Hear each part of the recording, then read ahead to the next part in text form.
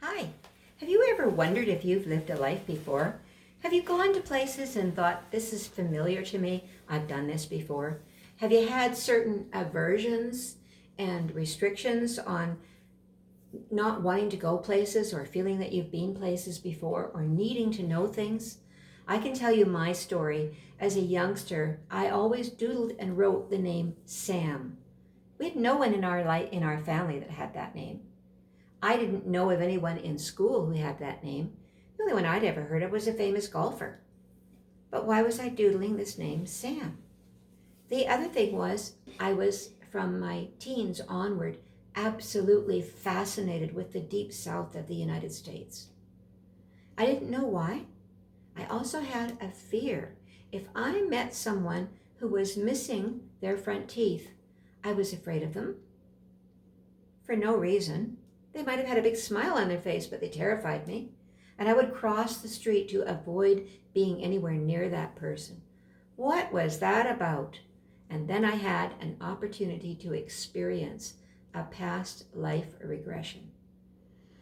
And in that experience, I found that I was a young girl of 13 or 14 during the Civil War in the United States. And the pictures were so vivid of what happened. And we fast forwarded in that life to about 15 or 20 years later, and I was married and I had a son, and my son's name was Mark, and my husband's name was Sam. He was not the father of my child. He had taken me in. He housed me and fed me, but he was not an overly kind man. And later on in that same life, he passed away, and I was now living in town and not in a homestead. Did I mention the place was Arizona? And it feels to me like it was around the area of Bisbee. So where did all of that come from? My imagination is good, but the theater of my mind is not that good. And it came out of the past life regression. And I have learned a way of doing past life regressions for people where I take you through a light meditative state. And we go through a couple of exercises and you arrive in a past life. How much fun is that?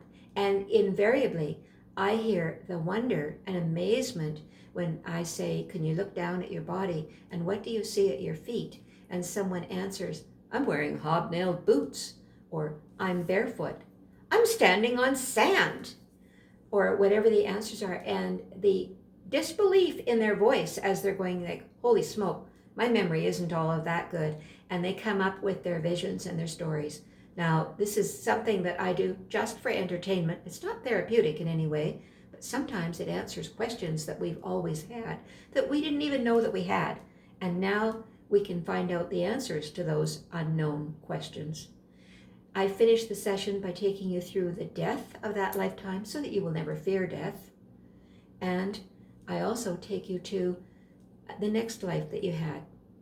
Now, reincarnation was actually written out of our current Bible in 395 AD by the warrior popes of the time who needed a way to control people. But reincarnation has been known throughout human history.